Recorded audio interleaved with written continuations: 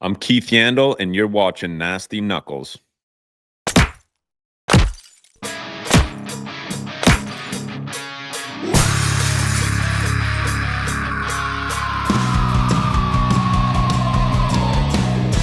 listening to Nasty Knuckles, the Hockey Outlaws podcast, with your hosts, Derek Nasty Settlemyre and former Philadelphia Flyer enforcer Riley Cote, as they go behind the scenes with your favorite NHL players. Time to face off.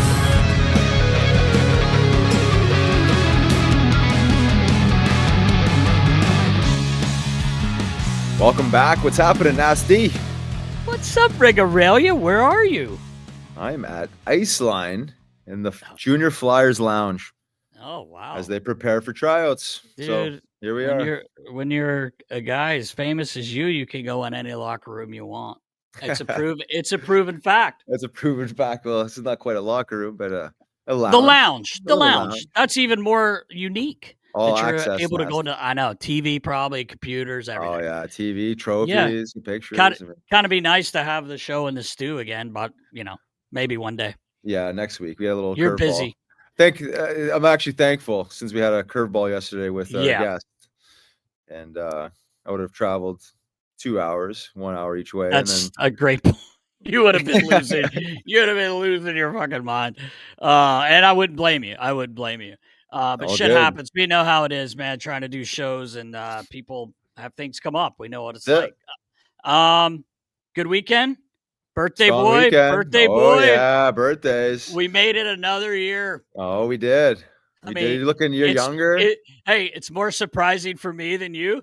But, of course, at Hollydale, I was, people were like, oh, happy birthday, all the parents and everything. So we're upstairs and everybody's like, happy birthday. I'm like, oh, thanks. And Celeste Mater, who I affectionately call Karen from the movie Goodfellas, because I call her husband, John, Big John. I call him Ray Liotta because he's so intense. He's like real intense. Remember the scene where he's like, the helicopters are falling, or the planes are falling, whatever, and he's like trying to cook the pasta and trying to get the girl.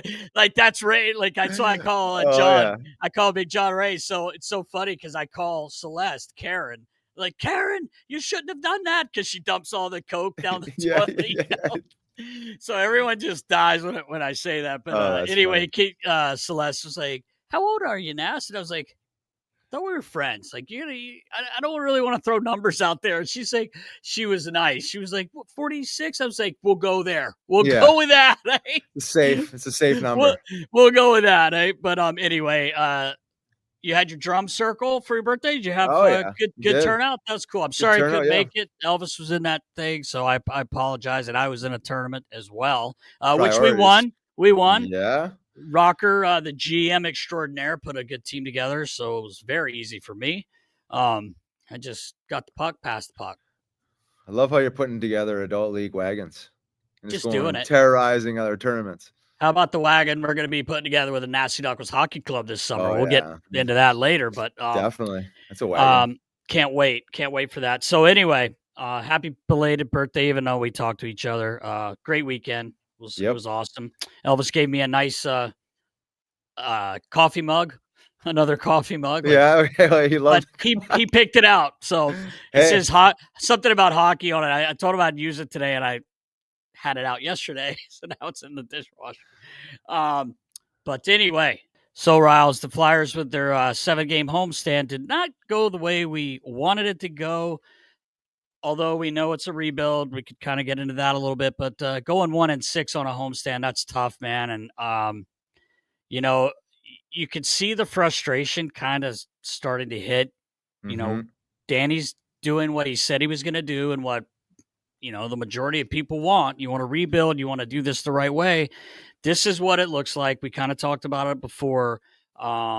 It's tough to watch the guys when they're playing hard. You can't watch them. Hard. Mm-hmm. You cannot watch them. I don't care who you are. I know there's a lot of negative Nancy's out there, but they're playing as hard as they can. They're in games. I shouldn't say they're totally in the games, but they're giving it everything they have. 1-7, and then you lose the next game. You played Tampa tight. I mean, they're obviously a really good hockey team on the road the other night, but TK, man, I really feel for him. He's squeezing the stick right now, and he hasn't scored in 12 games since It's hard to believe. It is.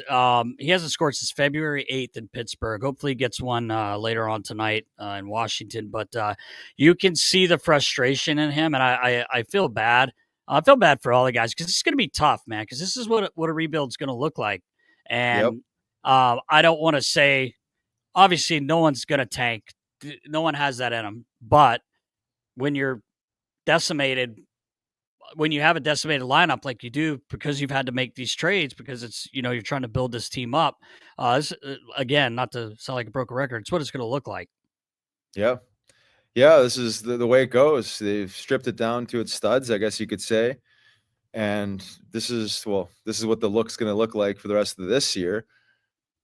Going to add some pieces. I'm not sure it's going to get that much better next year, but yeah, this is a rebuild, and fans are, going to have to be patient, and like they have been. I think, to your point, the efforts there, obviously pre-trade deadline, they were in more games, they were scoring more, but it's just the nature of the beast, and naturally frustration is going to set in, especially from older guys. And you're talking about TK, and you're probably alluding to maybe some of the older guys. It's Right. not an easy situation, especially if you've been in the franchise since you've been drafted, and you've been involved along the way, and to go through this rough patch isn't easy. So all these guys are gonna have to find a way to just keep bringing it and keep resetting after these games.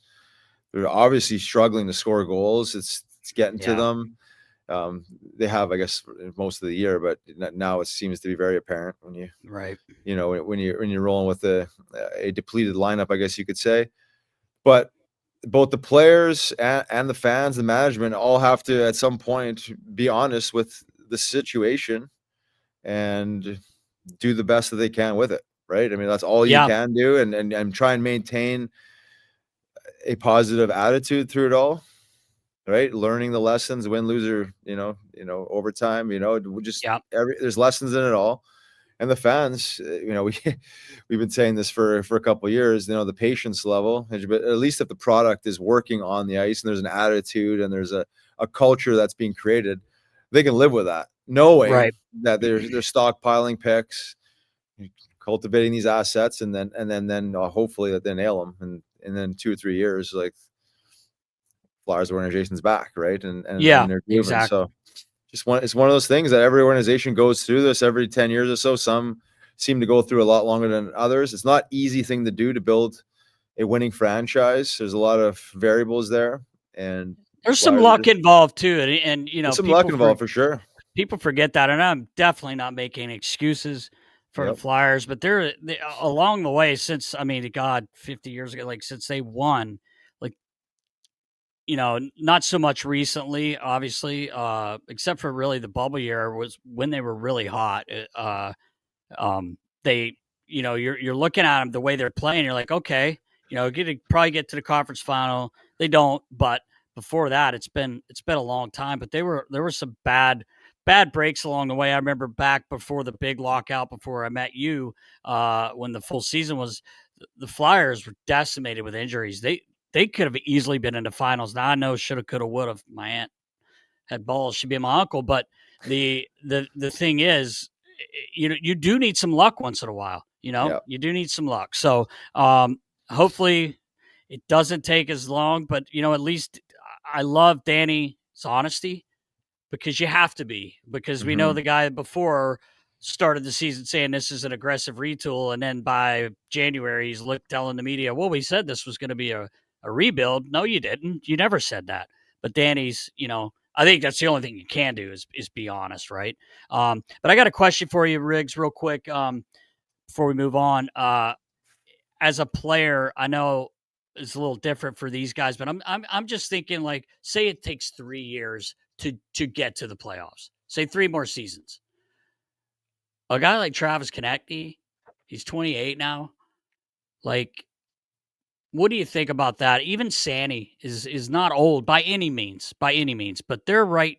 They're kind of in their premier spot or a part of their career, right? Like when you feel like, especially TK at his age, I think he's a year older than Sandy, if I'm not mistaken, maybe 2. But anyway, do they want to wait 3 years? Like I know they're Flyers. I know they bleed black and orange. They've been here their whole career, and I'm not trying to put words in their mouths, but like you got to think about it, man. Like it's got to be a tough thing if you kind of already know this is going to happen. Yeah. I mean, it's an honest question for sure, right? I mean, just studying the psychology of these players in the current situation that they're in, right? I mean, this is a business. Everyone is playing ultimately to win.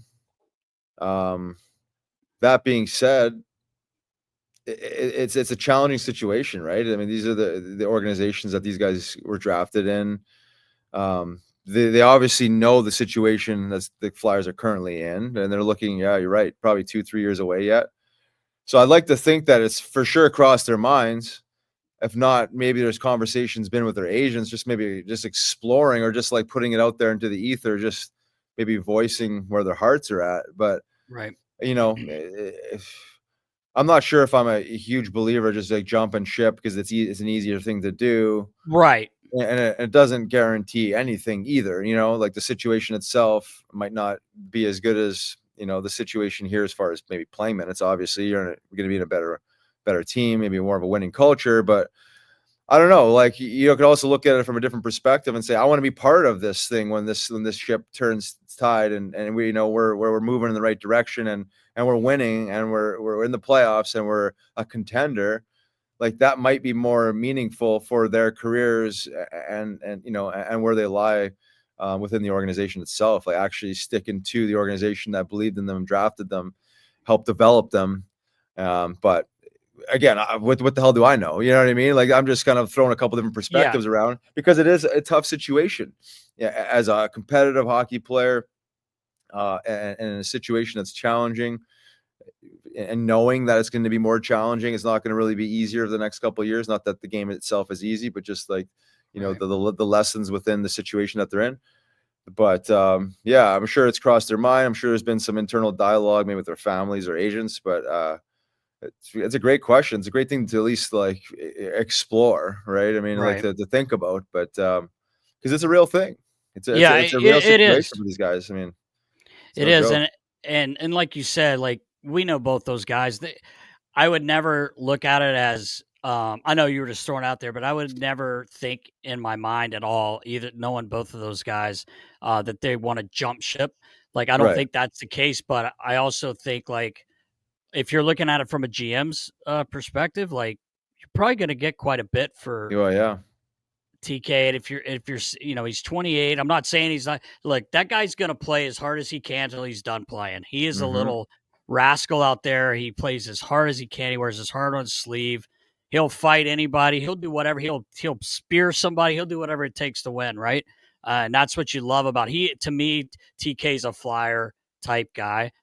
He's never going to give up. He's never going to quit. But I just think uh, like you said, things have probably been talked about or thrown around. I believe TK has a no trade as well, and I certainly don't want to see him go. I'm not saying it because of that. I just started thinking more about it. Like, man, if we're like 3 years away, like those two guys are probably like, man, it's a long time to lose games. And again, you're trying as hard as you can, but I guess we'll see. Just wanted to throw it out there, which, like you said, I'm sure it's been looked at and talked about. Yeah, I mean, who knows, right? I mean, I think at the end of the day, we've talked about this several times.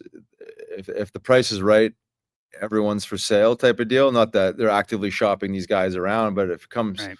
halftime and something presented with one of these older assets that makes sense, whether it's for this draft and moving up, or maybe moving up several picks, whatever, you know what I mean, or Whatever. next Yeah.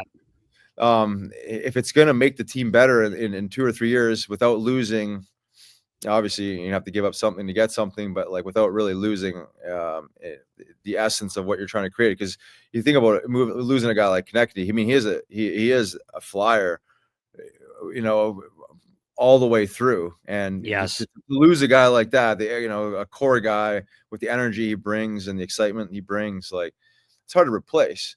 But if you're going to draft, a couple of top 5 picks in the next 2 years that eventually will become elite premier players, well, then, you can maybe, but that's not guaranteed either, right? There's no guarantees. Exactly. So I know you could kick that one around all day long. I think for sure. For sure. these guys have probably for sure thought about these scenarios, because they're obviously always meddling with the current circumstances. So, but time will tell. I mean, we'll see. I don't see him going knocking on Danny B's door and say, "Hey," right. Like, I could see it maybe going the other way around if something legitimate presented itself. It'd be like, "Hey, would you at least explore this? Yes or no?" Yeah. No. All right, well, we're good. So yeah, exactly. I mean, TK's invested here, Sandy's invested here, and right.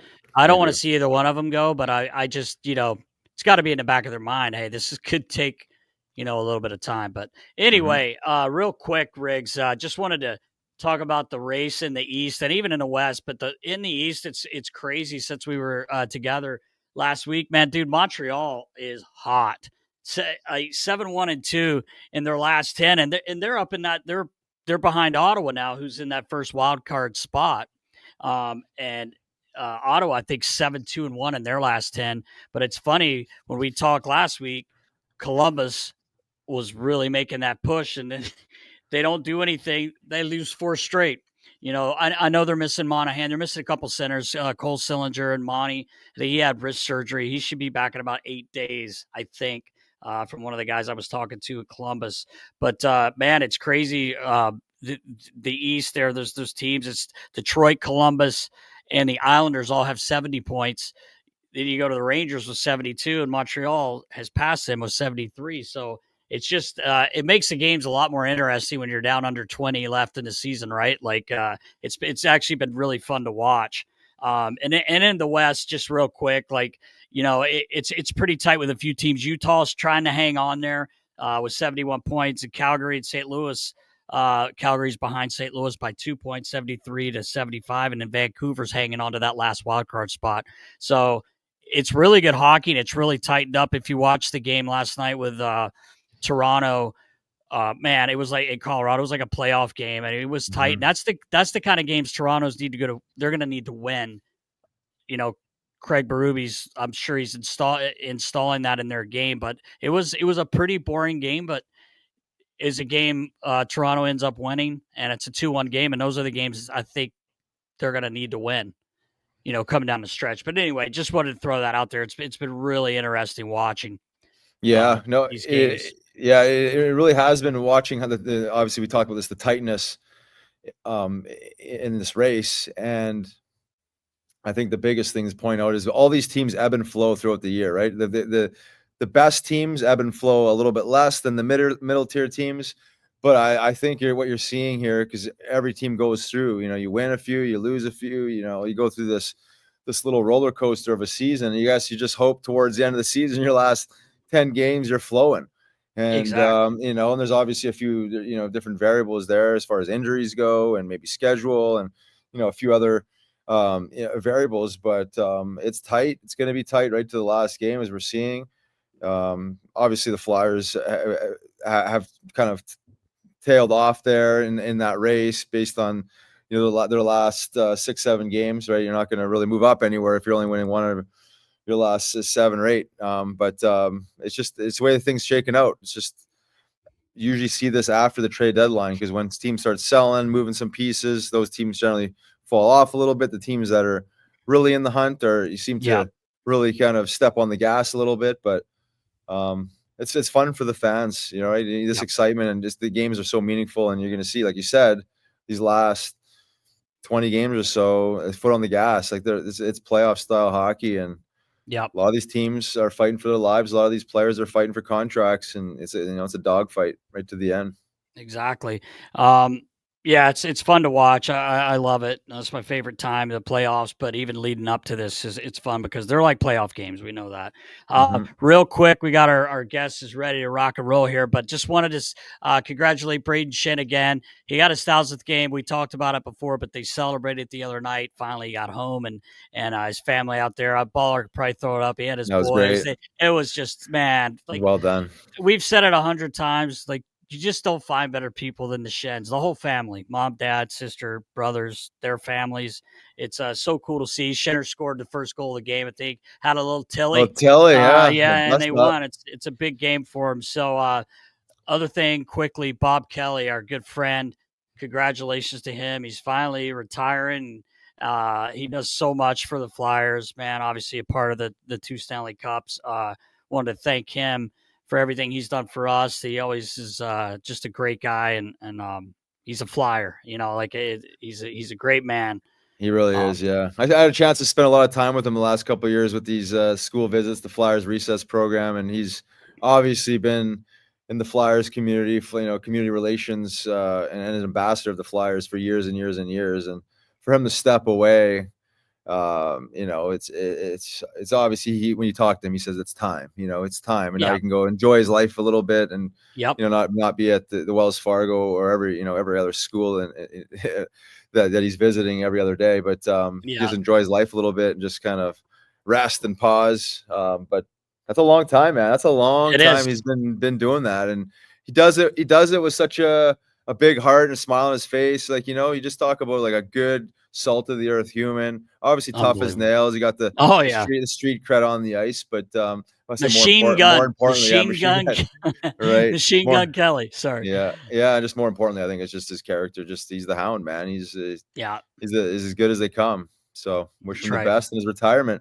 We'll be there on next Saturday. 1 p.m. 1 p.m. Yep, you got it. Doing a big celly. Yep. Wants to do a backflip, Nast. Oh, I can do it. Still could do it.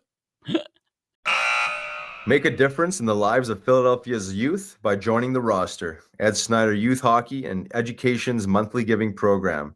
Your support provides under-resourced youth with access to hockey, academic guidance, and life skills development, all at no cost to them. By becoming a member, you'll help shape a brighter future for student athletes, empowering them on and off the ice. Plus, enjoy special perks like exclusive Wells Fargo Center event access and Flyers memorabilia giveaways. Visit snyderhockey.org today and become part of the roster. All right, Nas, we're ready. Let's go. 195, Keith Yandle. Boom. Come on, Yands. Welcome back. I'm Riley Cote. And I'm Derek Settlemyre. This week, we are so happy to have, I got to apologize quickly to him about the PJ yesterday. We kind of screwed up the times. We sent the private jet down to get him. It was all fucked up, so we're shooting today. But this gentleman from Boston, Massachusetts, was drafted in the 4th round with the 105th pick in the 2005 NHL entry draft. Played for quite a few teams, but he was drafted by the Phoenix Coyotes when they were called Phoenix Coyotes. He ended up playing for the Coyotes, the Rangers, Florida, and your Flyers.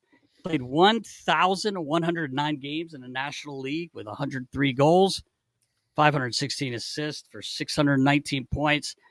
And this gentleman played 989 consecutive games, which blows my fucking mind away. And it should have been more than that. We know all about it, but please welcome to the show our buddy Keith Yandle. Yands, what's up, bro? What's happening? Yeah, when I got on that plane, they had the wrong caviar that I'm used to. So I said, you know what? I'm not getting on this plane. Pump the brakes. What did I tell you, Riles? I told you, man. Yeah, she went with the other caviar. The Russian, whale caviar. That's what I like. But yeah. No, thanks for having me. Pleasure to be on here. Derek, I didn't know your name was Derek, which is awesome. You look like a Derek now. I might only call you Derek. Yeah, that's fine. That's fine, man. Yeah. Is it DEREK or EK? Spelled the right way. Yeah. I think it's spelled the right way. Yeah. And it's actually funny thing is it's not even my name actually, but my name's William David, but my dad wanted to call me Derek, so they call me. That's my nickname. So I got 2 nicknames, Derek and Nasty. And my son is William David IV.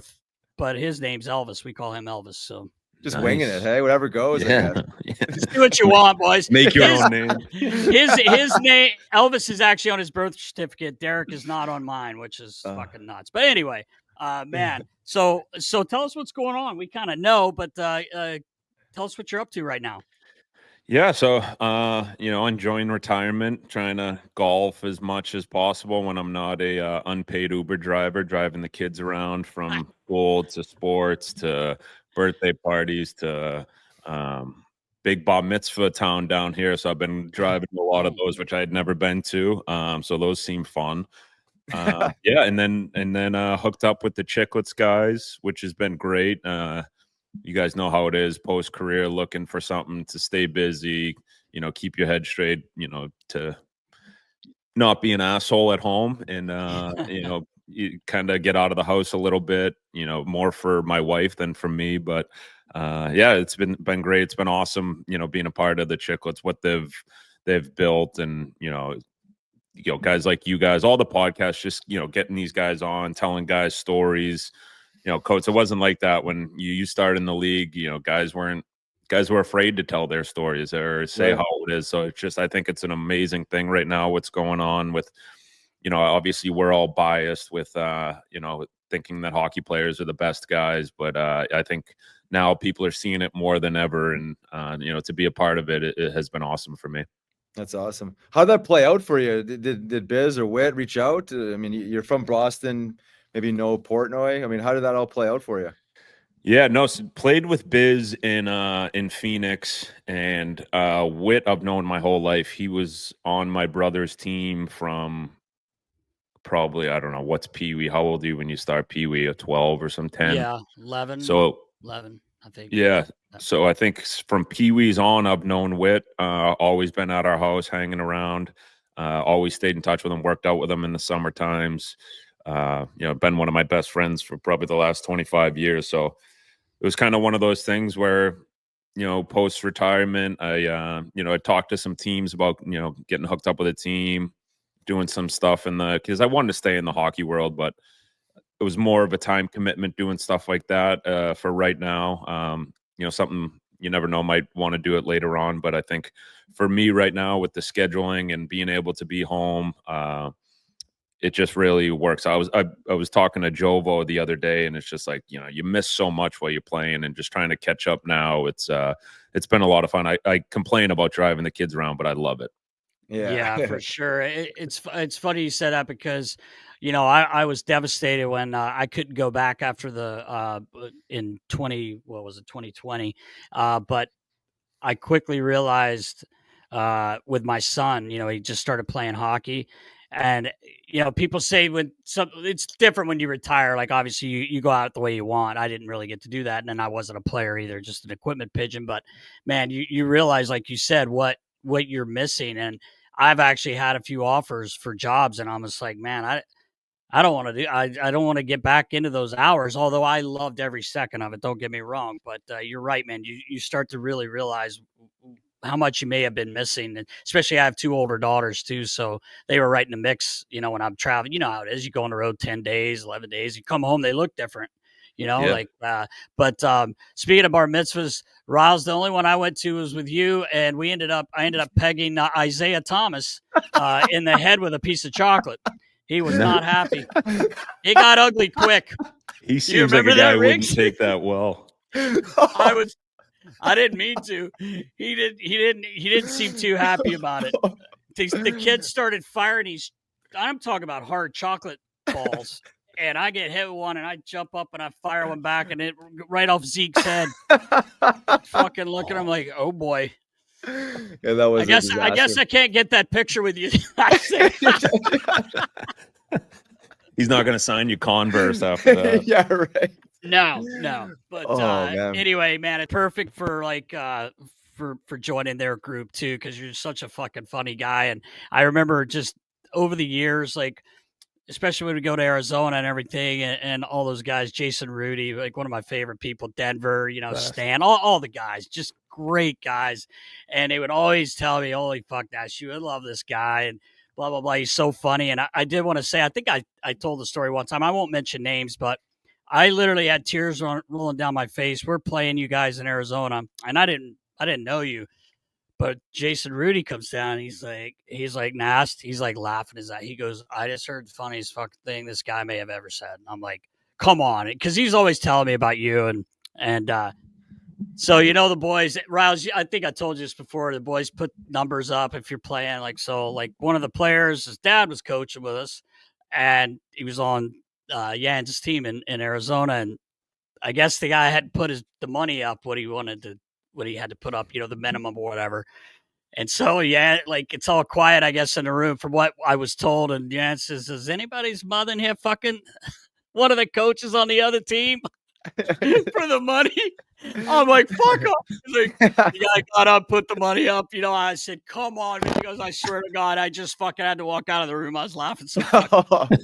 It got his attention. Yeah, I'm sure. Yeah. Oh, God. Oh, I think I know who you're talking about. Does he play in Chicago now? Yeah. Yeah. And the kid's always been nice to me and everything. The best, yeah. I It's used to just torture so him about that. Yeah. That's so Yeah. fucking funny, man. He was great. I saw no, who did I see? I saw Tony. I was out in LA for the charity event that they had for the Flyers, and I ran into Tony. They were playing LA, so they were having their pregame meal. So I ran into those guys, and just the trainers were, I mean, Rawls, Nasty, too, but the trainers are the backbone of the team. I'm sure everyone on your platform knows this already, but for those who don't, the trainers are the backbone of every single team. They're who you want to be hanging out with. They're, who's taking care of you. They're basically your wife on the road or at home. Like, they're doing everything for you. And the reason why guys are able to play is because of those guys. And then I was after the game, Vegas was playing the next night, and I saw their carts going in. So I just went in their locker room, started hanging gear with them. It was awesome. Oh, Yeah. And I'd never met those guys before, but introduced myself, hung out, had a couple beers with them. It was awesome. And just to be in the locker room hanging with those guys. But yeah, all the trainers, every trainer I ever had was so good to me. I was very, very high maintenance guy, and they all dealt with my shit. Yeah, I was happy you signed here, but I was like, because I was half the year I was with Hazy, and he obviously talked about you. I was like so pissed that I didn't get to actually work with you because I'd always heard so many great things about you. But I heard you didn't like your stall to be touched. Is that by anyone? Yeah, anyone. I didn't even like people looking at it. During the game, you mean? Like your bottles had to stay there, your Gatorade cups, all that shit, tape. Yeah. I had some guys that would do that.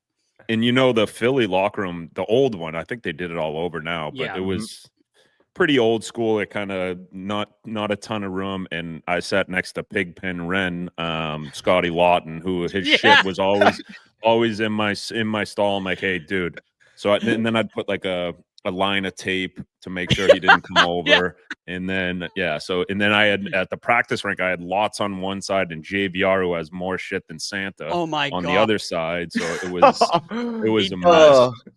Yeah. Hey, but I had Shane Doan for 8.5 years. He was next to me, and he would just like grab stuff from my thing. Like, if I was using the tape, I'd never share with anyone. I was bad, like, with my stuff, like never share with anyone anything. If it was in my stall, it was mine. And I'd see his big hand coming over to grab the tape, like to put it on, because he'd be running late, and I'd have to like hit his hand away. I'm like, "Dude, stop." So yeah, but he was just like so out to lunch before the game. He was just like, he didn't even realize it, just grabbing stuff.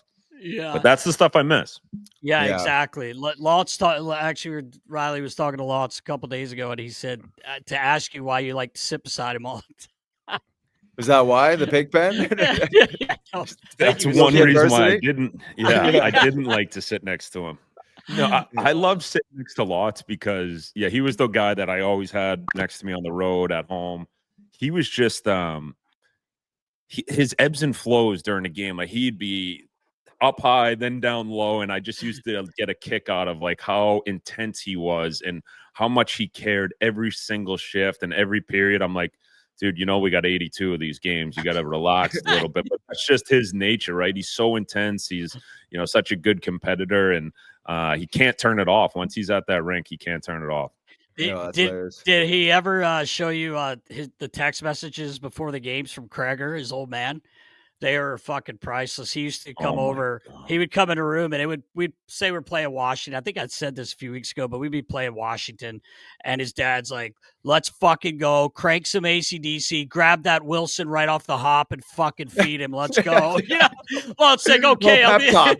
first Little pep thing talk. I'll do is fucking Yeah. grab Tom Wilson. Yeah, so that's the difference. Like I had for pretty much my whole career, I never even looked at my phone on game day. I didn't even, because then you get shit like that, and then people think that they can text you all the time and that you're gonna read it. So everyone in my circle knew not to text me on game day because they weren't getting anything back. Yeah, But I like that boundary. Yeah. I guess we were talking about there with lots, being up and down all over the place, and you said you got 82 games. I mean, obviously, you had that dialed in to some degree, right? Like how to pace yourself, because you seemed like you almost played every one of your games, minus maybe your first couple of years. It's pretty incredible to be able to play that many games in a row. I mean, Iron Man every year and get into playoffs some years, but like, talk to that, because it's not by accident. There has to be something underlying that will allow you to play that consistently. Yeah, I think a lot of it is later on in my career, teams were getting better with, giving days off. I remember like my first couple of years, like you'd maybe get one day off every like 2 months. Like it was brutal. You remember, like Gretzky was not giving us days off ever. And then they put it in the CBA, which was amazing. But I always found the rest is a weapon. I used to say all the time. I think there's things that can help you, and whether it's getting out after practice, going for a walk, and not sitting around, just little things that I would do throughout my career of just kind of, always, not in a lot of it too. I think for me I was able to shut the game off when I got home. I wasn't a guy that kind of brought it home. I wasn't watching a ton of hockey at the house. It was kind of like when I got home, I was, a dad, a husband, and I was able to escape it a lot, which I looking back, I think really helped me. In my career, probably not great for the relationships and stuff, but I found that helped. And two, I think a lot of it too was I really loved being at the rink. I loved being with the guys. I'd never wanted to miss even a practice, just because you feel like you're missing something. And then the other thing too is when I used to see guys coming back from injury or missing games and getting bag skated, and I never wanted to be in that situation, because in the first couple of years of my career, when I was getting scratched, I was skating with Ulf Samuelsson, and he was an absolute lunatic with the bag skates, and it's like he did it so guys never wanted to be out injured. So that was another one of those things. But I'd mostly say, just loving the game, loving being at the rink was probably the thing that I took most of it. And I remember one time early in my career, I called my dad complaining about whatever, not playing enough or whatever, and he was like, "Hey, dude, I'm driving a tractor trailer, 12 hours a day. I really don't want to hear it from you." And I was like, "Fair." Love that. So never complained ever again. So tried not to perspective. Yeah. Well, it's quite incredible, honestly, when you think about it. Just like, because you obviously have to have some luck going your way, right? I mean, hockey is a brutal sport. I mean, it's rough and freak things happen. So it's just like 82 games is like, something's working. You got some formula mastered there, kind of like Phil the Thrill. It must be on the same program. Fuck me. Fucking Reamer. I think a lot of it too, and I give my dad a lot of credit, which I don't agree with now, and I'm sure it's a different story for a different time, is nowadays, you guys see it with the little kids. You don't start hitting till you're like, 13, 14 years old. Yep. Yeah, I think, So nowadays, I think kids are going to, be skating with their head down, getting hit more once that started. But we started hitting as soon as we started playing hockey. Right. And my dad was big on teaching us how to protect ourselves, kind of giving the extra shoulder check, not putting yourself in a vulnerable spot. So I think he cemented that into me and my brother, at a young age, because we were smaller kids playing. And then, it just kind of, helped that, just not putting yourself in a position to, get blown up. Because, at the NHL level, there's some, Rawls, like you got guys that are, like, I remember a story was we were playing Minnesota. It was Bugard Simon and Jesus. maybe Fedoruk, Fedoruk. probably. Yeah, Right. yeah, it was there. And I was playing against the fourth line, and Ulf Samuelsson was like, "Hey, if they dump the puck in, just let them get it." Like, because they would. And I was like, oh, he was like, "They're not going to score. Don't worry, they are not going to score, but just let them get the puck, and then we can get it back after." So there was some scary dudes in the beginning of my career. Even like the Matt Cooks, like that were those guys right. that run you Dangerous. from behind. Yeah. Yes. I was more scared of those guys than the big tough guys that were more, respectful of the game. But like the Matt Cooks, even Rutus, like there were guys that it was scary to go back and get a puck. And I think protecting myself, and I had Derek Morris as a partner in the beginning of my career too. So he really, really helped me out, like talking on the ice. I don't know, like if you're at a game, you probably can't hear as much as guys are talking, but the talking on the ice in the NHL level, like you talk guys through plays, you talk guys, if a guy's coming on you, even the refs, they'll give you a heads up if someone's coming. Right. So there's a lot of respect in the league, which, because no one wants to see anyone get hurt. Yeah, for sure.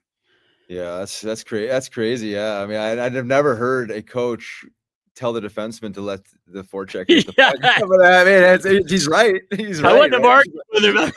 Okay. They're not going to score. Just like the defensive side of it. It was like 4 games later. I'm still letting everyone get the puck. He's like, "Hey, dude, we're not playing Minnesota anymore." Chemo Tiemann, and I know Chemo. He told a funny story when we were in the finals way back in 2010.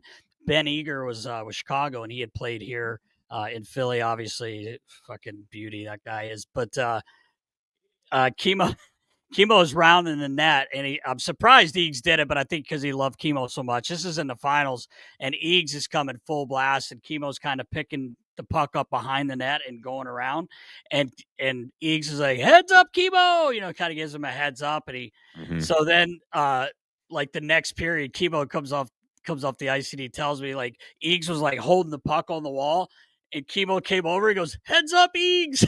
He was like just standing behind him, But it was just great. Chemo's so fucking funny, just the way he said it. He's like Eags laughing, in the Stanley Cup Finals, hold the puck on the wall. But I wouldn't have argued with Alfie if he told you not to go. No. Get it. Yeah. You sure you don't want me to go back and get crushed by Bugard? I'm all set. Yeah. Remember Bugard used to come down the wall and blow guys up, like he'd blow up the winger, like, oh my god. Eager was a scary dude. 2-2, he was horrifying. Horrifying. Like, holy fuck. There was so many guys. Him and like maybe Ronaldo, like as far as like Shark and Matt Cook, like sharks in the water, just like hovering in that F3 position, waiting for that outlet pass to be made, and just like already jumping the gun. It was ugly hits, man. Oh my god. Go ahead. I'm sorry. I didn't mean to interrupt you, Ross. I just wanted to ask one thing about Arizona that I thought was really cool. I remember back watching you guys was in 2012, that run you had. You make it to the conference final. That must have been fucking awesome. But what the whiteout, I mean, obviously it's always fun when you're winning, but especially there because it really hadn't happened in Arizona. They were in Phoenix at the time. But just talk maybe a little bit about that run because it was really cool. It was amazing. I remember in the beginning of the year, Tippett having a conversation with us, and it was like, it's before all the, kind of everyone has everything pegged. Like, I'm sure you guys do it too. At the beginning of the year, you rank teams where you think they're going to finish, and it was everyone had us last and finishing last in the Pacific, whatever. And I remember Tip coming in. He's like, we can either, be a lottery pick next year, or we can, kind of come together. He was like, we got a lot of guys that people have written off, because that was kind of at the time when Phoenix was taking, a lot of old guys or older guys, like with Ken Klee. We had Adrian Aucoin, Ray Whitney, Robert Lang, like a lot of like older guys who were kind of on the back nine of their career. And then, they just came over and we just had something. We had, it was the tightest group that I've ever played with, probably, that guys were always in. I think we had something. I think there was like 35 kids on the team. Like Donor had 12. Adrian Aucoin had about 15 kids. Like those guys pull out game week. But we always had kids in the locker room. Like it just felt like such a family feel to to come to the rink every day, and then every game after the game, you got all these kids in the locker room after, you're hanging out. The wives were so close, having dinners together all the time. Everyone, coming over for Thanksgiving, Christmas. It was just such a close-knit group off the ice that it just translated over. And we had the Czech mafia. We had like 5 or 6 Czech guys that, they kind of kept to themselves in the locker room, and then on the ice they were awesome. Like we have Marty Hansel, Verbata, Peter Pruka, I think, was there. So we had a ton of them. And Michael Roosevelt was there. So a lot of fun, like different dynamics to a locker room. And you know how that goes. Like when there's just, and it wasn't like little cliques. It was, they kind of hung out together. They went to dinners together. And then in the locker room, everyone was having fun, yapping it up. And then we had Biz, like the DJ, the NHL DJ, just keeping everybody entertained and telling us stories of, stuff he was doing the night before. It was just a crazy dynamic. And then Dave Tippett was so good at preparing us for games and getting the most out of us, because we weren't the best team in the league, obviously, but what we did, like, we were just so structurally sound. You knew where every guy was going to be on the ice, and as a defenseman, that's so big when you're going back for a puck, and you're just going to make a pass, and your guy's going to be on the wall. Your center is going to be low and slow. So everyone was bought in. No one thought they were bigger than the team, because no one really was. We didn't have that superstar guy that was kind of like, okay, give me the puck here. Like, the face of the franchise was Donor, and you would have thought he worked the Zamboni door. Like, you just wouldn't have known. So obviously when you're getting led by Donor and Tip, it's a good recipe for success. Yeah, sounds like it. How was Biz when you play with him? Was he as animated as he is now? Same guy, is he accelerated his entertainment value? The crazy part is he was worse when. Really? Wow. Yeah, it was down. Bad. It was so bad. But it was amazing, because it was, it's just pure entertainment, and just all day, every day. And that was right when the Twitter had started, and he was like the only guy on it, and he was talking crazy. Yeah. Then they had to make rules for him. Like Don Maloney had to be like, hey, dude, you can't tweet on game days. But it was good for him, I think, because any eyeballs on our team, they were fine with, anything to put some asses in the seats, that they were okay with. So it kind of got some momentum going on the team. Like, he was doing radio hits, talking with about porn star. Like, he was insane, like straight up insane, and pushing boundaries every which way. Yeah. But he was one of the hardest working guys in practice every single day, making guys better. Like, there's a lot of practices during the year. Sometimes if you're just floating around, like he was giving it to guys. He was yelling at guys, pick it up, or what are we doing? Like, he held guys accountable for a young guy that wasn't playing. I mean, he barely played. He had more healthy scratches than plays, but just having him in the locker room, it was huge for our group. Yeah. You need that glue. Yeah, you do. It reminds me, Riggs, he was just talking about doing radio interviews about porn stars. When we went to Vegas, me and you and Richie took us he was up for the Selke that year. I forgot what year that was, but when obviously Mike Richards was still playing, and Biz ended up with us. And with G, right? Didn't he go with G? That year, I don't think G was with us. G would have been too young. I think G. Kevin Connolly. Yeah, well, he went with Giroux as his date one year for maybe it was G's rookie of the year. Was he up for rookie of the year? I don't remember. I do remember G having to go, but I don't think G was there because Mike Richards was up for the Selke. But anyway, we go to this. My best friend from home is with me, and this girl that he knows and her friend. So they're hanging out, and whatever, the night, it's a long night. Obviously, we're in Vegas. So the next day, we're all by the pool there, Riggs. I don't know if you remember, but my buddy's girl, her friend says to me, I was like, oh, how'd your night end up? She goes, really good, but this guy was fucking nuts. And I was like, in the group we were in, because we were in Robitaille's, Luke Robitaille's suite, because Gavin Rosdale played some songs. Right. Remember? Yeah, you remember. Yeah. So I entered. The girls kind of were meeting all the guys. And anyway, she's like, yeah. I was like, did you go with someone that you were at the party with? She's like, yeah, some dude, like he was crazy. His name was like Biz or something. I don't know. And I was like, oh, fuck. I'm like, oh, okay. I was like, at least I know who it is. And she's like, yeah, he's a great guy. He's just fucking nuts. Yep, that's him. I was laughing my ass Sounds off. about right. Biz or something. Speaking of guys you played with in Arizona, like how'd you enjoy your time with Bryzgalov? I used to. You guys ever heard of like the javelinas out in Arizona? They're like wild pigs. Yeah, I have. Yes, but they're vicious and they stink. But I'm sure you know this, Nasty. Brizz's equipment stunk, so I used to call him the Brizzalina because he'd skate by his crease. He'd be like, "Oh." Me and Briz, his first year, we were down like 6-2 or something like that. There was like 10 seconds left. I'm out there. I get the puck, try to go end to end. We're down by 4. I get broken up. They come down and like get a shot from the blue line.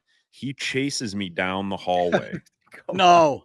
You try to fuck my goals against. He's chasing me. I'm like, what the hell is going on? And that walk was pretty long. I'm like, oh my God, this guy's still chasing me. And like finally, I'm like sitting in the locker room. I still hear him yelling. He's like coming at me, and then Nick Boynton grabs him, like tackles him down. He's like, shut the fuck up. He's like, no one's messing with your goals against. He's a young kid. He's just trying to like get in the league, whatever. And so me and Briz didn't hit it off great, but then after that, I actually loved Briz. I thought he was pure entertainment, like the stuff he said to me. He said to me one time, we were on the road at dinner, and I'm like, Briz, why don't you just wear any product in your hair? Like it was those, like his hair would just go straight down, straight across. Lloyd Christmas. Yeah, exactly. And I'm like, why? He's like, my wife's not letting me. I'm like, why? He's like, because I'm too good looking if my hair's done. I was like, I don't think that's the case, Briz. And I asked her, and she said, yeah. I'm like, this guy, he's on the leather jackets that he had. I love Brizzy. Yeah, I thought he was so funny. Oh God, entertainment. That's all. You're right. When you say entertainment, it's exactly it. Like you can't say anything without being extremely funny or just like dramatic almost, right? Yeah. It's just priceless. We've talked about this before, Yands, when he went to NASA and they put that suit on him that didn't fit him and then they couldn't get it off. Hearing him tell there's a video of it on YouTube. This guy, he's like, it's heavy. Like he was slumped over. It was made for a guy that's like 6 foot tall. So he's stuck in, they couldn't get the helmet off of him. He was like, he was trying to say the jaws of life. They thought they were going to have to cut him out of everything. That was so fucking funny though. Yeah, what was the clip? I think it was when Pronger got traded from Edmonton and they interviewed Brizzy about it when Briz was in Anaheim, and they were like, do you agree with him wanting to be traded out? He's like, look at the weather. And they're like, yeah, but you're from Russia. Like, it's the same. They're like, how's it in Russia right now? He goes, +7, rainy. In my hometown right now, the +7. +7, rainy. That's a hockey, it's only game. Why you have to be mad? That clip. So anytime I saw him, I would just say +7, rainy. And it was just the way that he said it was so funny. Oh man, he was classic, trip, man. Oh man, a little different animal going from Phoenix to Philly, as far as dealing with the media and like knowing what you can say, what you can't say. Holy shit, that blew up quickly. Yeah, because that's when it all because that was the outdoor game thing there, right? Yeah. Oh my God. I remember they told him stop talking to the media, basically, Homer and Lavi, and I'll never forget him coming out. It was almost like the Avery thing when he says, "Hey, I got something to say." Brez comes around the corner. He goes, "I have something to say," And so he's like, "I'm not playing. I'm gonna have my cocoa." He's like saying some crazy shit, and I'm like, I just remember I'm straightening up the gear. We're in the Phillies locker room, and I'm like, "What is he doing?" Like he's just asking for. So literally 20 minutes later, my phone rings and it's Homer. He goes, "What the fuck did Briz just do?" And I'm like, "I don't know." I'm playing dumb. I'm like, "I don't know." Like I'm not ratting the guy out. He's a player. And I'm like, "I don't know." He's like, "You said something to the media." I'm like, "I don't know, Homer. I was just in here working. I didn't hear it." Because I kind of walked away. I didn't want to hear it. This guy, He should have been in the he should have only played in Anaheim, Phoenix, Florida. Right. He should have been in the, let him kind of say whatever he wants. Nowadays, I think he'd be amazing. Like, it'd be like, oh my God, this goalie's, because you don't really hear much from goalies if anything anymore. So like if he's spitting that stuff nowadays, he'd be a clip machine. Oh yeah.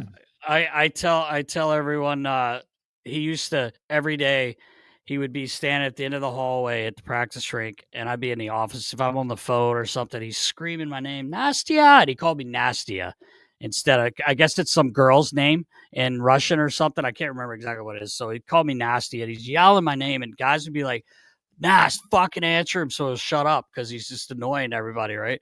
So I look down the hall. He's fully dressed. He's like, come here, come here. And so I will go all the way down the hall, and he'd be like, do I look big today? And I'm like, dude, you look huge. You're not going to get scored on by anyone. Okay, thank you. And they walk out every fucking day. Every day. Oh, and I'm like trying to do, and he'd come down. He'd be like, well, what? You're not listening. I said, I'm on the phone, bro. You don't work. You don't. USA sucks. You don't work. I'm like, shut the fuck up, man. Oh, he's wild. Because they were like, just whatever he needs. I'm like, all right, of course, like, and he says to me, we were talking about this yesterday when the plane got fucked up there for you with the caviar, but we were waiting. We were talking about this. He went from Vaughn to Bauer when he got to us, and the Vaughn guys were really pissed. And I'm like, man, I'm sorry. Like, I didn't have anything to do with it, obviously. And I said, oh, you're going to be like the king. He's like, oh, the king. And I said, well, you're the czar. Oh, I like that. We have to put that on. I'm like, we ain't putting that on anything. On his blocker, yeah. No. Yeah, right. No, but he was funny. He made me laugh. Like, he drove some guys crazy, but he made me laugh every day. Yeah. It was a tough situation in Philly since the goaltending situation was a soft subject, and getting Briz in there, it would be one thing if he was stopping the puck and saying all this, right? It was just challenging when you're letting some loose ones in and you're talking about the universe and this and that, and it's just like everyone just kind of shaking their head, like, at least if you stop the puck, you're good. You can say whatever the hell you want. He actually won 30-some games that first year, which is crazy. For sure, you're right. And then it all come unhinged though. A little bit. Was he there after Mason? Or was that? So we got Mace. Did we get Mace for Bob? We ended up with Mason because he came in with a light blue pads from Columbus. But I can't remember if that was for Bob or I think it was Bob after. Yeah, you're right. Yeah, definitely after. It was. That's a tough place to be a goalie, Philly. I don't know why. Oh, it's like, man, is that like a known thing? Like, you have guys coming in. It's always been that way. Since unfortunate death of Pelle Lindbergh. Everyone's like, you just never really had to go. Hexy had a good run, made it to the finals and stuff like that a couple times. But it's always kind of been the thing they say in Philly. And then even Torch said the other day, he's just like, they're like, why do you think you didn't make it last year? And he was like, because Carter got taken away, because we lost him halfway through the year, which probably, I would say Carter is probably one of the biggest guys they've, obviously I think he's a number one goalie. Everybody has a number one goalie, but how many number one goalies are there, right? Like real number ones. But anyway, it's kind of been that way here a long time. My dad was a trainer here at Yands when I was a kid, so like I've been around the Flyers my whole life, and it's kind of been that way since Pelle, I guess. I know. I think too, like when they traded away Bob, like that was their franchise goaltender, and then he moves on, and he obviously has a successful career and wins, but it just leaves this void for another 10 years. Yeah. But I think Hexy was probably the last real legitimate goalie, right? Probably. Yeah. I shouldn't say it like that, but who was the goalie in the finals against Chicago? Was that Bush? Well, Leighton and Bush, because Bush started the playoffs, got hurt. Leighton came in, played amazing. Then we get to the finals, and I think Leighton played game one, and Bush played, and then we went back to Leighton. I think the last few games, I think, if I'm not mistaken, Riles. Yeah, I can't remember how that one played out, but I think Bush played game two. In that game. That was the year you guys you played New York to get in, right? Yes. In the shootout. I'm pretty sure Bush played in that game. He that did. Game did, yes. Yeah. Okay. Yeah, Yeah. he stopped. He made that last stop, and Ole Jokinen, I think. yeah, That's Ole. right. Yeah, fuck. You seen the clips of him coaching now? He doesn't Oh, it's fuck around. unreal. I fucking love it. Yeah. Yeah. Give it everything you got. I loved it. I played with him in Phoenix. He was another one of those guys, came there kind of towards the end of his career, and you wouldn't know it playing against him, but he was like that in the locker room. He was yelling at guys. He was intense. And, Wow. you know, for a skilled forward, you didn't see that as much back then, but he was giving it to guys. And I could see Wow. that. himself, to see that, it doesn't shock me what he's doing. And I bet he's going to be a great coach because he Yeah. knows his shit, obviously. And then, you know, with that passion that he has, is pretty cool to see. Yeah, it really is. I wanted to ask you about a couple coaches. Obviously, you talked about Tip there. You played for Wayne Gretzky. Like, what was that like? The only thing I wish I was a little bit older so I could have enjoyed it a little more. I was just so scared of him. Like, Sure. You know, it's your coach in the NHL, and then it's also Wayne Gretzky, right? Like, I remember, Yeah. like, I'd go in, I'd open the door to the sauna or the steam room, and like you'd see him in there, or you'd see his bathrobe hanging out, and I'd be like, "Oh, yeah, not going in there." Where if I was older, I would have loved to sit in there and just chat with him, because now I'm friends with him, golf with him, and like the stories that he has and the stuff that he remembers is so amazing. It would have been so cool to hear it back then. But he honestly, he was so good for me. Like, helped me out a ton. You know, I would say mostly I was known for was power play. I think he really, really helped me out with that early in my career. Just, you know, kind of being patient, letting the game come to you, kind of seeing everything, not just focusing on shoot it. Because in junior, I was a shooter and just kind of, you know, facilitating the puck. So he was awesome with me for that stuff. And once I remember, you know, when you're young, you don't know if you're going to get sent down or whatever. So you're always on edge. And I used to, like, after a game, if I didn't play good, I'd stay at the rink late to like make sure the coaches weren't going to send me down. So I, like, you know, the next day I wasn't losing sleep over it. So I was the only guy left at the rink. Our donor was probably still there, but he wasn't. I was in the shower, and the security guy, Jimmy O'Neill, comes up. He's like, "Hey, when you're done, Wayne wants to see you." I'm like, Oh, "All right, no. I'm done." I'm like, going to the minor. So I'm like, you know, hurry up, shower, get out there, go in his office. The coach is sitting in there having a beer. I think Charles Barkley was in there, and they're just like sitting there, and he's like, "Come here," like pulls out the iPad. He's like, "There's a video of me wheeling the net." And I used to use a super long stick. It was the same height as Chara's. So it was Wow. almost Oh, illegal. shit. Yeah, it was stupid. And I'd wheel the net, and I'd get like kind of like, you know, jammed up if I was going. And he's like, "Look at how fucking long your stick is." He's like, "Can you please cut your stick down? It's driving me insane." I'm like, "Yeah, how much do you want to cut down?" How much? Yeah. 2, 3. He goes, do a half an inch every week, and I want you to get to Keith Ballard's height, because Bally was, you know, I might have been a little taller than him, but, you know, kind of the same height.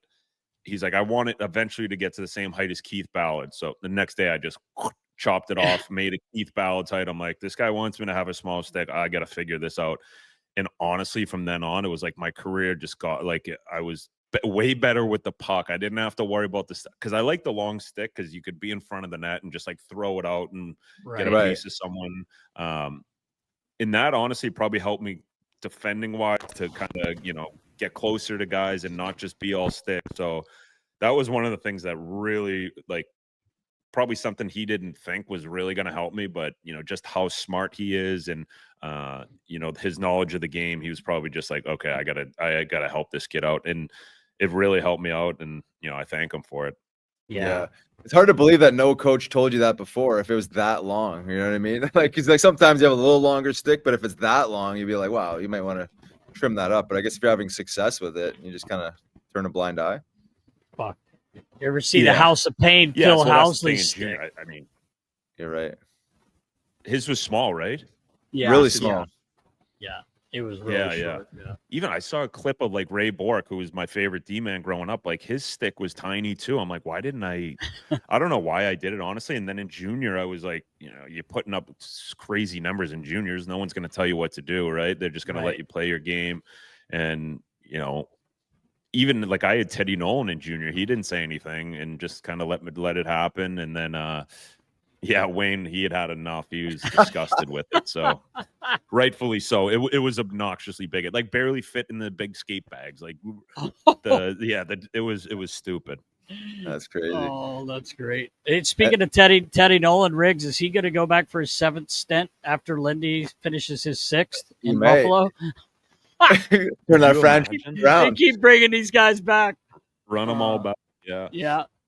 Teddy was great. He was so. I ran into his son. I thought he said Teddy had some health scares a little bit over the years, but Teddy was awesome. He was so good to me in junior. Like, I only did 1 year, and he was like, "I'm only doing one. I'll probably be back in the NHL next year. My goal is for you to only play 1 year here.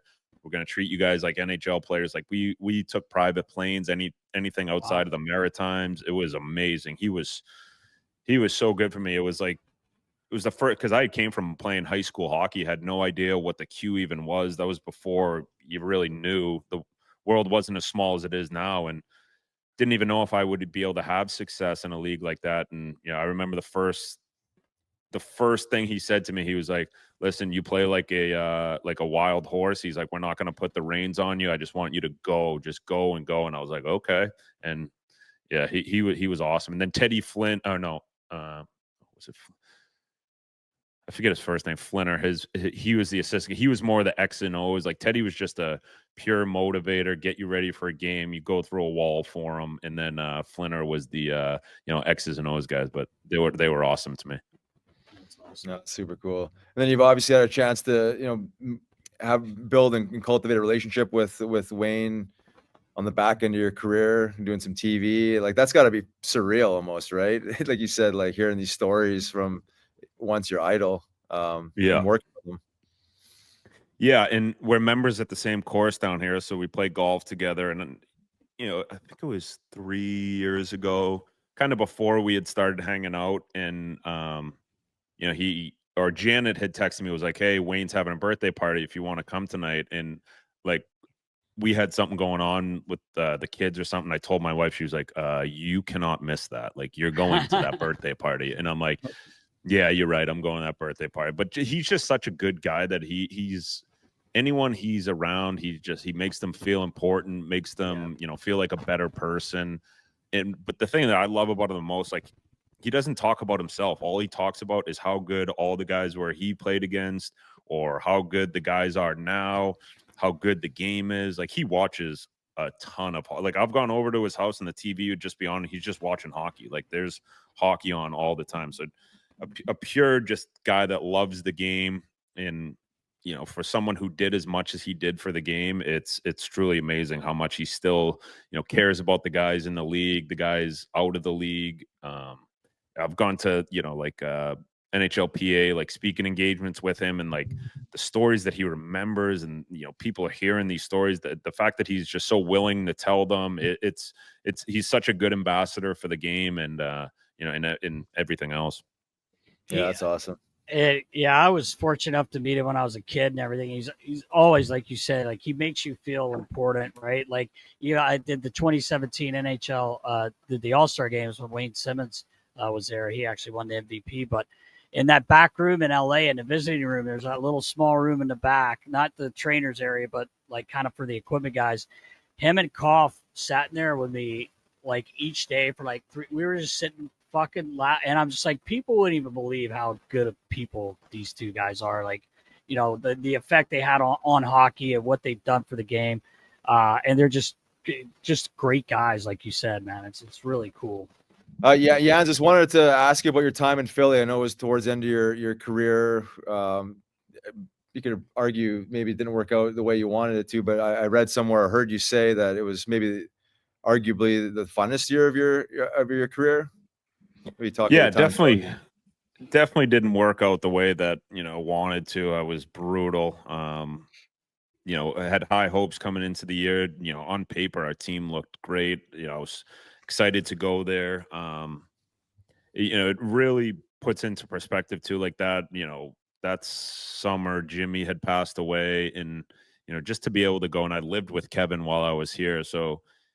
Just to be able to be there with him that entire year, living with him, going through it together with him, the bad days, the good days, and he was hurt. So I think as much as it didn't work out on the ice, the fact that I was able to be there for, my best friend really meant the world, and kind of takes away of the sting a little bit of, not, playing good hockey my last year, and just kind of, where we fell, in the standings and stuff like that. So there's a lot of good that came out of it, and met a ton of good people, like talking about lots. I'm sure you guys have heard the story. If not, I'll tell it. The Nick Seeler, a young guy in the league, when they told me I was going to be scratched, he had found out about it, and he still wasn't a proven NHL guy. He hadn't signed his deal yet. I think he was still on a 2-way deal, and he went into the coach's office. He was like, I'm not going to be a part of something like this. Like, here's my jersey type thing, Rudy moment. Yeah, and, Rudy, yeah. Yeah, and I heard about that, and to hear that guys would go out on a limb for you like that just goes to show you how, good a hockey, how good people are in the hockey world. And so a lot of good things came out of it. The organization was so good, so amazing. Like, one of my favorite people in the world, Jody, like, she was so good to everybody. Jody Clark, it just like, she was almost like a mother to that team. And like, there's little things that not a lot of teams have, that where, you just feel uncomfortable. Like, someone, you go up, talk to her for a little bit. If you're going to do some media, you stop by her office and talk to her for a couple minutes. And, all the trainers there were amazing. So good. Just the way that they treated the guys too. It's truly is a first-class organization. And you can tell when you go there that it's been like that forever. You hear the stories of Mr. Snyder. Unfortunately, I never played for him or got to meet him, but the stories that you hear about him building, hockey in that community, and, going into neighborhoods, and, building ball hockey rinks or whatever. It really is it's a community where everyone kind of feels a part of it, sorry, one second. Yeah. So just like that community feel that the Flyers organization has is, second to none. It's something I didn't really feel till my later years here in Florida. With the Violas, the way that they ran things as a true family organization where everyone's welcome. They want their wives at the games. They want the kids at the games. But really felt that in Philly, and, it would have been nice, obviously, to have a better showing, me personally, on the ice. But, it's just one of those things where take a lot of really good things away from it. And, they outweigh the bad things for sure. Yeah, it's great perspective. I mean, how was the body holding up that last year? Would you say it was, like, again, that's a lot of miles on, and, would you say that was taking its toll? Yeah. The mileage? Yeah, I'd say by Christmas time, I remember calling my wife. I'm like, yeah, I'm done. This is it. And, it honestly would have been one of those things if, I would never want to show my nephews, my kids, that I would, quit on anything. So it honestly was at that point during maybe after Christmas time. I was like, gee, it's just, when you're just not recovering the same, even though I wasn't playing a ton of minutes, just not recovering. You're not feeling like yourself, like you're fighting every moment of every practice, even to like feel halfway decent. So, the writing was on the wall for me. It was nice to, you go out, I didn't get hurt where you had to go out. I was able to go out on my own terms. So that was nice. But definitely would have liked to have a better showing there for sure. Yeah.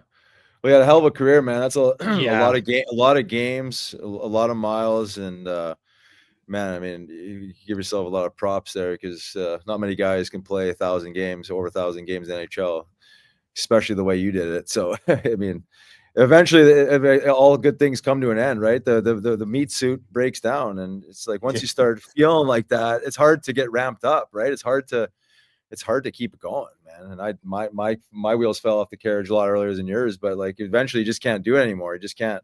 It's hard to bring the good attitude around, and then you just know it's time. Yeah, and then you feel like you see these guys, like we were talking about lots, like guys who are like excited to get out there for practice, willing to, are excited about a bag skate. And guys like Nick Seeler, even Hazy, like guys that are so excited to be in these games and be ready and feeling 100%, and then you're just like, oh shit, how am I going to get through this game here? Like I am feeling like I am 75 years old. So it definitely, over those years, a lot of mileage, but luckily, like I said, luckily I didn't have any major injuries where now I feel pretty good.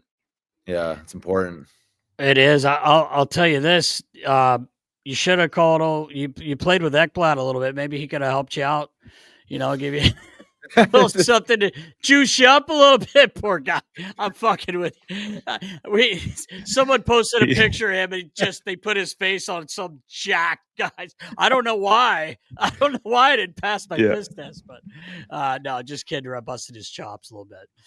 He's the best. He's the best. I feel bad for him because he's such like really, I mean, like anyone, he takes pride in, you always say, I remember, something that I remember hearing earlier. I think it was Ray Whitney that said it. He was like, anytime, the NHL symbol right here is like, anytime you have that symbol on, it's a good day. And like Aaron takes that to heart. Like he, really loves being a part of the NHL, and I'm sure he feels horrible about it right now. I've talked to him and, just trying to keep him upbeat a little bit because no one wants to see anyone go through what he's going through. No, it's tough. Not at all. So what's on deck for Spittin Chiclets and your role there? Is it pretty say loose as far as schedule goes? They'll ask you to come here, come there. Is it how does that work for you? Yeah, most of the stuff that we do, same as you guys probably, is kind of just doing it at home, so you don't have to leave too much, which is nice, which helps the schedule. And then, but the thing that I love the most is you get those road trips with the boys where we get to go. Like we were in Chicago for the outdoor game. They went to the Four Nations thing. I didn't go to that. I was away skiing. So it's just things you get excited for. Now we're doing a little bit more golf stuff. So we have a golf trip next week or end of this month, so that'll be fun to get a couple days away with the guys and hang out and feel like you're in the NHL for a couple days when you're not. But it's honestly, it's been so good for me, just kind of having something to look forward to, have something to do, and shoot the shit with your buddies. Yeah, for sure, man. It's got to be a great gig for you. I mean, knowing your personality and just obviously their personalities, but like to think about, like, if you think 20 years ago, would you look in the future in the crystal ball and be like, hey, this is what I'm going to be doing post career, and like literally like just telling stories, having fun with your boys, and getting paid and having just like this great little machine you guys are created there. So it's got to be pretty exciting, I guess you could say. It was just like enjoyable. Yeah, it really is. It's because it doesn't feel like work. It's like anyone, like, what's the saying? If your job doesn't feel like a job, you're not really doing whatever that saying is. Like you don't feel like you're doing work. You're just sitting there, hanging out with the boys, talking about the only thing I know, right? Like there's nothing else in the world I can do besides hockey. And it's unfortunate that I can't change my own oil, but I can sling some hockey stories around about Bryzgalov or so it's all I know and all I care to know too. Double down on it. Exactly. That's awesome, man. Sweet. Well, we appreciate you, Yands. Thanks for carving out the time and switch up that caviar for you. Next time we got you, big boy. Okay. We won't do that. Brizzy knows which one I like. Ask Brizzy.